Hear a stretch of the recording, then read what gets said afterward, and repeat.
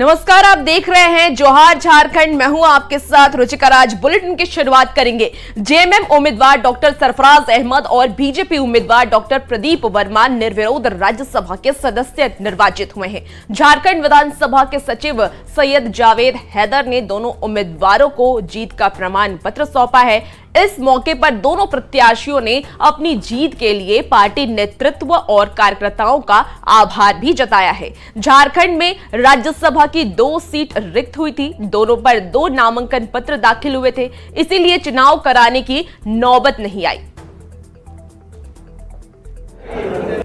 हमारे राज्य के लाखों भारतीय जनता पार्टी के समर्पित निष्ठावान कार्यकर्ताओं के प्रति आभार व्यक्त करता हूं और जो मुझे ये अवसर मिला है राज्यसभा में झारखंड का प्रतिनिधित्व करने का, इसे मैं उन कार्यकर्ताओं को समर्पित करता हूं जिनकी मेहनत और तप का परिणाम है कि हम इस स्थिति में हैं कि झारखंड जैसे राज्य से देश की सर्वोच्च पंचायत में हम अपना सदस्य चुन करके भेज रहे हैं।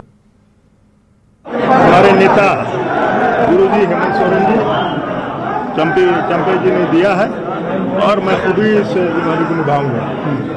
हमारे बगल में देखिए जो पहले गए थी वो आपके सामने खड़ी है और निश्चित रूप से झारखंड की जो दिक्कतें हैं, जो तकलीफें हैं, उसको हम लोग बुलंद करेंगे। हेमंत जी जो कहते हैं वो करते हैं, इस बात को आज साबित हो। वो देखिए अभी इस से तो गहन चिंतन की जरूरत है और इस पे अभी प्रैक्टिस में आने दीजिए। अभी ऑफिस खुलेंगे सब जगह, क्या होता है फीडबैक पूरा लेने के बाद ही इस पर कुछ कम करता है।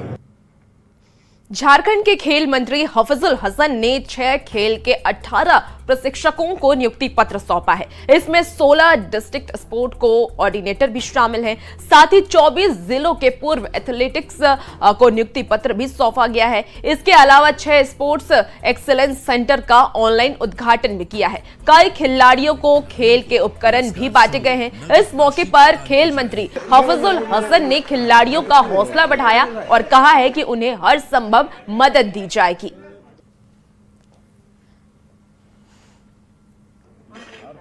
अभी कुछ को हम सहायता राशि भी दिए हैं, चोट लगा है, कोई बीमार पड़ा है उसको दिए हैं और हम लोग पेंशन भी देने जा रहे हैं और खिलाड़ी जो अच्छा खेल रहे हैं उसका भी नया हम लोग लाने जा रहे हैं कि उसको हम लोग कुछ स्कॉलरशिप दें। आउटडेटेड ने वो थोड़ा कम रेंज का था, ठीक है, छोटा का था, तो इन लोगों को चाहिए बड़ा रेंज का, तो लाने में थोड़ा ये हो गया, उसको हम बदलवा देंगे। वो एक्चुअली वो बिगनर बच्चों के लिए, वो छोटे बच्चों के लिए, हम लोग सीनियर हैं, हम लोग ऑल इंडिया प्लेयर हैं। ऑल इंडिया मैंने रिप्रेजेंट किया ऑल इंडिया यूनिवर्सिटी अभी रिसेंट में और नेशनल भी 4 टाइम्स नेशनल खेला है, उसमें मेडल जीता है। तो आगे इंटरनेशनल के लिए मुझे ये कंपाउंड चाहिए था जो ये हमारे हिसाब का नहीं था। मैं 20 ईयर्स की हूँ, तो ये 20 ईयर्स के बच्चों के लिए नहीं है, वो छोटे बच्चे 10 से 12 बच्चों के लिए है। तो इसलिए वो हम लोग ने रिटर्न कर दिया। वो हमारा चलेगा ही नहीं, वो उससे हम लोग रिजल्ट दे ही नहीं पाएंगे। वो 2 बार ड्रॉ करने के बाद वो टूट जाएगा। फिर आज मुझे किट मिला है जिसमें रैकेट है, शटलकॉक है और शूज, सॉक्स, ड्रेस सब है। ये प्रशिक्षण तुम कहाँ ली, कहाँ सीखती हो? हम जमशेदपुर में ही सीखते हैं। कौन सिखाते हैं तुम्हें? विवेक सर और मोती सर कोच हैं हम लोग के। अंबा प्रसाद के आरोप को बीजेपी ने झूठ बताया है। बीजेपी प्रवक्ता ने कहा है कि बीजेपी वैसे लोगों को कभी नहीं अपने साथ लेते हैं जिनके हाथ काफी गंदे होते हैं। उन्होंने कहा है कि अंबा प्रसाद के घर से जमीन के कई दस्तावेज ईडी ने जब्त किए हैं, जिससे जेएमएम, कांग्रेस और अंबा प्रसाद बौखलाए हुए हैं। जेएमएम और कांग्रेस के नेताओं का कहना कि बीजेपी में नहीं आने के कारण उनको इस तरह की कार्रवाई हो रही है। भाई कब किस नेता ने किस समय किस दिन सब बताया वो, लेकिन वो कुछ बताएंगे नहीं ना। वो हवा में सिर्फ ध्यान भटकाने के लिए वो बयानबाजी कर रही हैं। कल वो ये भी कह देंगी कि उनको रिपब्लिकन पार्टी से प्रलोभन था अमेरिका से चुनाव लड़ने का। तो बातें हैं, बातों का क्या। मीडिया की रिपोर्ट के अनुसार काफी चीजें बरामद होने की खबरें हैं। बहरहाल ईडी को इसमें ऑफिशियल वक्तव्य देना है, लेकिन यह नरेंद्र मोदी का न्यू इंडिया है। यहाँ करप्शन के खिलाफ अभियान 24/7/365/5 ईयर्स लगातार चलता रहता है। रामगढ़ के कुजू रोड पर हार्डवेयर व्यवसायी अर्जुन मेहता के घर पर बड़ी डकैती हुई है। देर रात 6 से 7 अपराधी पिछले दरवाजे से आ धमके और घर के सदस्यों को बंधक बना लिया। इसी दौरान लाखों रुपए कैश और कीमती जेवरात लूट के वो चोर भाग निकले हैं। लूटपाट की घटना सीसीटीवी कैमरे में कैद हो गई। इस घटना से रामगढ़ के व्यवसायियों के बीच दहशत का माहौल है। वहीं रामगढ़ के एसडीपीओ के साथ पुलिस टीम ने घटनास्थल का मुआयना भी किया है। चोरी का मामला है, इसमें सारा आदमी सेंट का कन्वर्ट कर दिया। इसके चलते डॉग कंफ्यूज हो जा रहा है। डॉग काम किया लेकिन सही गंध ना मिलने के कारण नहीं, सेंट वर्किंग नहीं हुआ। पाकुड़ पुलिस ने लाखों रुपए की एटीएम लॉटरी के साथ लॉटरी विक्रेता को गिरफ्तार कर लिया है। दरअसल अजमेरी टोला में मोहम्मद चांद अंसारी के घर पर अवैध लॉटरी का बंटवारा हो रहा था। तभी एसडीपीओ के नेतृत्व में पुलिस टीम ने छापा मारा और 30 से 40 लाख रुपए के लॉटरी के टिकट जब्त किए हैं। तो उनके द्वारा एक विशेष छापामारी दल का गठन किया गया और छापामारी दल जब वहां पर पहुंची और चांद अंसारी के घर में प्रवेश की तो वहां 4-5 व्यक्ति थे जिनके हाथ में कार्टून वगैरह था। पुलिस को देखते ही वो लोग भागने लगे और अंधेरे का फायदा उठा करके 4-5 व्यक्ति भाग भी गए। लेकिन एक व्यक्ति को पुलिस को पकड़ने में सफलता मिली, जिसने अपना नाम पूछने पर चांद अंसारी बताया। चकधर रेल मंडल के सोनुआ रेलवे स्टेशन में आज से इस्पात और साउथ बिहार एक्सप्रेस ट्रेन का ठहराव फिर से शुरू हुआ है। सोनुआ स्टेशन में आज से हावड़ा टिटलागढ़ इस्पात एक्सप्रेस, हावड़ा कांटाबाजी इस्पात एक्सप्रेस और दुर्ग आरा साउथ बिहार एक्सप्रेस रुका करेगी। आपको बता दें कि कोरोना के बाद से सोनुआ स्टेशन से इन ट्रेन का ठहराव हटा दिया गया था। इस मौके पर स्टेशन पर कार्यक्रम का आयोजन भी किया गया, जिसमें पूर्व मंत्री जोबा मांझी, पूर्व विधायक गुरुचरण नायक के साथ ही आम जनता और रेलवे अधिकारी मौजूद रहे। इस ट्रेन को ठहराव दिया और भी हम लोग जो पैसेंजर के तौर पे हम लोग जाना जाता है उनका भी आपने इस लाइन पे रेल मंत्रालय देने का काम किया है। यहाँ के जो कमजोर वर्ग, जो कम पैसे वाले आम जनता है, उसके लिए भी पैसेंजर के तौर पे आपने रेल ने दिया है। इसके प्रति भी हम आभार व्यक्त करते हैं। रामगढ़ कोयलांचल के लोगों को रेलवे की ओर से बड़ी सौगात मिली है। अब बरकाकाना जंक्शन से साकी, मेसरा, टाटी सिलवे रूट के रास्ते राजधानी रांची आना जाना आसान हो गया है। अब हटिया आसनसोल एक्सप्रेस ट्रेन के समय में बदलाव के बाद यात्री कम पैसे और कम समय में रांची पहुंच सकेंगे और रांची से काम जो भी काम है उनको निपटाकर इसी ट्रेन से वापस भी आ सकेंगे। ये ट्रेन मंगलवार और शुक्रवार को छोड़कर सप्ताह में 5 दिन चलेगी। अधिक जानकारी दे रहे हैं रामगढ़ से संवाददाता जावेद खान। तो देखिए, ये ट्रेन की शुरुआत की गई है। जो भी लोग रांची आना जाना करते हैं या रांची में काम करते हैं, जॉब करते हैं, वो इस ट्रेन का सुविधा ले सकते हैं और ये रांची से जा सकते हैं। कम समय में ये ट्रेन आपको पहुंचाएगी और आप काम करके वापस भी आ सकते हैं। आपको बता दें कि जो जानकारी मिल पा रही है वो रामगढ़ कोयलांचल के लोगों को रेलवे की ओर से बड़ी सौगात मिल रही है। अब बरकाकाना जंक्शन से साकी, मेसरा के रास्ते ये ट्रेन चलेगी।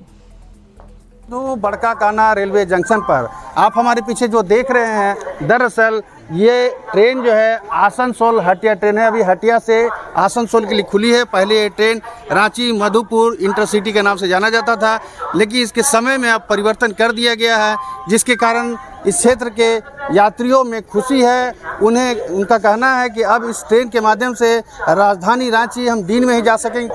ये ट्रेन का समय बदला है तो ठीक है, एकदम 1 नंबर समय है इसका। अच्छा, तो आप यहाँ जब बैठिएगा बरही से तो आप दोपहर में पहुँच जाइएगा राजधानी रांची जी। पहले रात में पहुँचते थे? पहले रात में जाते थे। तो अब परेशानी कम हो गई? बहुत कम हो गई परेशानी। अभी अच्छा सुविधा कर दिया है रेलवे। अभी थोड़ा जल्दी पहुंचा दे रहा है। कोडरमा जल्दी भी पहुंचा दे रहा है। रांची से कोडरमा जल्दी पहुंचा रहा है। चेंज हुआ है तो फायदा आपको है? हाँ, टाइमिंग चेंज होने से बहुत सारा फायदा है, क्योंकि बरही से आदमी रांची जाके दिन भर में कुछ छोटा मोटा ऑफिशियल काम करके भी लौट जाएगा। 3 36:38 में खुलता है वहाँ मेसरा से, और शाम को 6-6:30 बजे वहाँ पहुँचा देगा। बरी पहुँचा देता है? बरी पहुँचा देगा। पहले रात में पहुँचता था तो दिक्कत है? बहुत दिक्कत था। मान लीजिए दिन भर में जिसको जाना आना है तो एक तरफ से मान लीजिए रांची जा गया तो बस से का सहारा लेना पड़ता था, अभी दोनों तरफ से ट्रेन का सहारा ले लेगा। कहाँ जा रहे हैं आप? हजारीबाग टाउन। कितना भाड़ा लगा वहाँ रांची से? यहाँ रांची से कितना, ये कोडरमा का कटाया 100 रुपये लगा है। 100 रुपया। बस में कितना लगता है? बस में 300-400 रुपये लग जाता था कोडरमा से। आपको इससे फायदा है? बहुत फायदा है। हटिया से जब ट्रेन से बैठेंगे तो बरकाकाना 4:38 पे ट्रेन पहुंचा देगी, और जब आसनसोल, कोडरमा और हजारीबाग के रास्ते यहाँ पहुंचेंगे तो सुबह 11:27 पे ट्रेन यहाँ पहुंचेगी। अब 5 मिनट के ठहराव के बाद सीधे रांची आपको दोपहर में 2 बजे के लगभग पहुंचा देगी। ऐसे में ट्रेन जो है बरकाकाना, रामगढ़, हजारीबाग और बरही के क्षेत्र के लोगों के लिए काफ़ी सहूलियत भरा कदम बता रहे हैं, और यात्री जो हैं रेलवे का धन्यवाद कर रहे हैं। जावेद खान, न्यूज़ 18, रामगढ़। गढ़वा जिला के समाहर नाले में मनरेगा के तहत कंस्ट्रक्टर पर नियुक्ति 23 कर्मचारियों को डीसी शेखर जमुआर ने नियुक्ति पत्र सौंपा है। इसमें 11 तकनीकी सहायक के अलावा लेखा सहायक और कंप्यूटर सहायक भी शामिल है।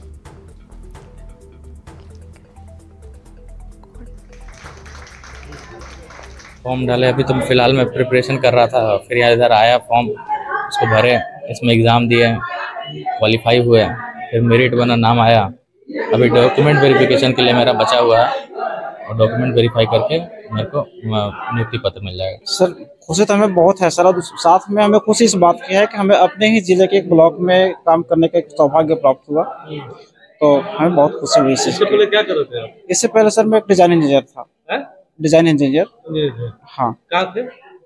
राजस्थान में थे जी। इस खुशी को तो मैं इजहार नहीं कर सकता, लेकिन मैं सबसे बड़ी बात यहाँ पे, सबसे बड़ी खुशी इस बात की है कि इस जॉब के लिए जितनी ज़्यादा ट्रांसपेरेंसी दिखाई गई जिला प्रशासन के द्वारा, मैं उस बात से बहुत खुश हूँ। और मेरा सिलेक्शन एकदम मेरिट बेस्ड हुआ, एग्ज़ाम का जो भी नंबर था एकदम ट्रांसपेरेंसी के साथ दिखाया गया। इसके लिए मैं सभी जिला प्रशासन और जितने भी यहाँ के कार्यवाहक अधिकारी हैं सभी को बहुत बहुत धन्यवाद करता हूँ। देखिए, राज्य सरकार की बहुत बड़ी प्राथमिकता है कि ज़्यादा से ज़्यादा यंगस्टर्स को हम लोग नियुक्ति दें। इसके तहत मनरेगा से हम लोगों को जितने भी बीपीओ, जेई, कॉन्ट्रैक्चुअल जो नेचर के सारे कंप्यूटर ऑपरेटर, लेखा सहायक आपका करने का निर्देश हुआ। विधिवत सारा प्रोसेस को अपनाते हुए ऑनलाइन एप्लीकेशंस इनवाइट करके जहाँ आवश्यकता हुई प्रिलिमिनरी एग्जामिनेशंस भी लिया हम लोगों ने, और बिल्कुल पारदर्शी तरीके से करते हुए हम लोगों ने आज 23 लोगों को नियुक्ति पत्र दिया है।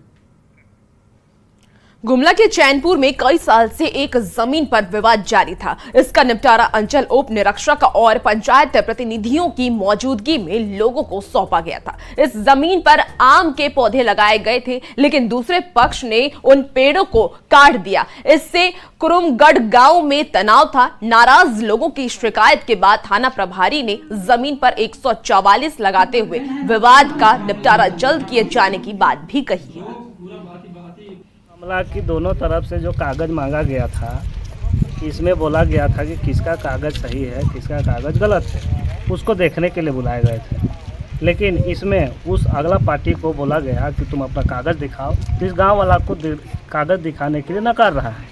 अगर मान के चलिए वो सुधारा है तो उसने इस गाँव वालों को दिखा दो कागज़, ताकि गाँव वालों को जानकारी हो जाए कि सही है कि गलत है।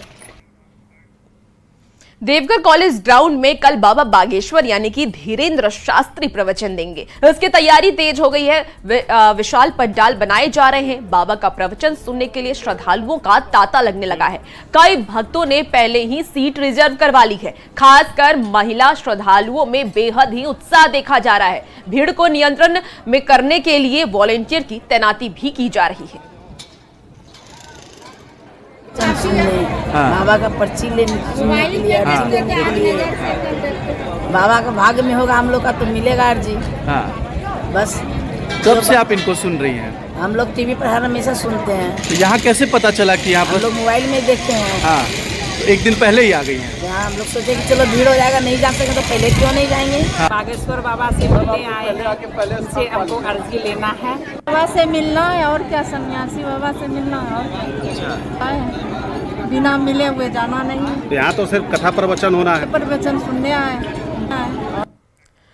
कोडरमा के अंजनी सूत स्टील प्राइवेट लिमिटेड की फैक्ट्री और मालिक के घर पर जांच एजेंसी की दबिश लगातार जारी है। यह छापा किस विभाग की ओर से मारा जा रहा है, ये अब तक स्पष्ट नहीं हो सका है। सूत्रों के मुताबिक ये पता चला है कि बिहार से आई जीएसटी विभाग की टीम छापा मार रही है, पर इसकी पुष्टि नहीं हो सकी है। ज्यादा जानकारी दे रहे हैं न्यूज 18 संवाददाता रितेश लोहानी। वजह से कोडरमा के एक लोहा फैक्ट्री अंजनी सूत स्टील प्राइवेट लिमिटेड पर दबिश दी हुई है। आपको बता दें कि इस वक्त हम उसी फैक्ट्री के संचालक के घर के बाहर है और ये वही घर है जहां सुबह 10 बजे से लगातार जांच टीम अंदर गई हुई है। हालांकि यहां पर 2 गाड़ियों में जांच की टीम आई थी और 3 गाड़ियों में साथ ही साथ एक गाड़ी फोर्स के साथ अंजनी सूत स्टील प्राइवेट लिमिटेड के फैक्ट्री के अंदर वो टीम गई हुई है। हालांकि घर और फैक्ट्री के अंदर से बाहर और बाहर से अंदर आने जाने वालों पर रोक है। वहीं कोई भी पदाधिकारी फिलहाल मीडिया से मुखातिब नहीं हुए हैं। हालांकि सूत्र जो बताते हैं कि यह जो टीम है, यह टीम बिहार से आई हुई जीएसटी की टीम है। हालांकि इस पूरे मामले की पुष्टि अब तक नहीं हो पाई है कि यह टीम सही में जीएसटी की है या फिर किसी और विभाग की। अधिकारियों से जब बात होगी तभी यह पूरा मामला पता चल हो पाएगा कि ये आखिर किस विभाग की टीम है। रितेश लोहानी, न्यूज़ 18 कोडरमा।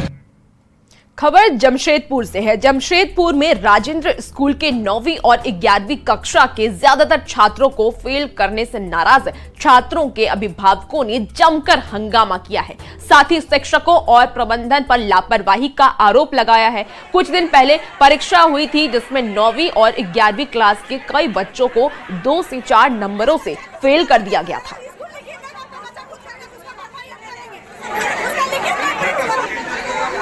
तो बाइक में कर दीजिएगा। 5 नंबर से फेल कर दिया गया है। सब 11th के बच्चे। आपका टीचर क्या कर रहा है? आपका टीचर नहीं पढ़ा सकता है? वो लोग नहीं देख सकती है? टोटल बच्चा कमजोर हो गया है।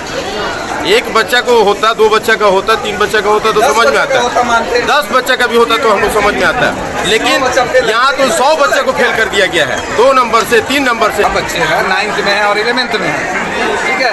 किसी 5 नंबर से, किसी 4 नंबर से फेल है सबको, और सबको निकाल दिया गया है। 11th में लगभग 100 बच्चे फेल हैं, 150 में 100 बच्चे फेल हैं इनके। तो ये क्या करते हैं? और सिर्फ बच्चे को दोषी देते हैं, गार्जियन को दोषी देते हैं। उनका टीचर क्या करती हैं? और बोलिए हर स्कूल में 2 नंबर और हर स्कूल प्रमोट किया गया है। लगभग कुछ स्कूल में प्रमोट भी किया गया है। और फिलहाल इस बुलेटिन में इतना ही। खबरों का सिलसिला जारी रहेगा। बनी रहिए न्यूज़ 18 बिहार झारखंड के साथ।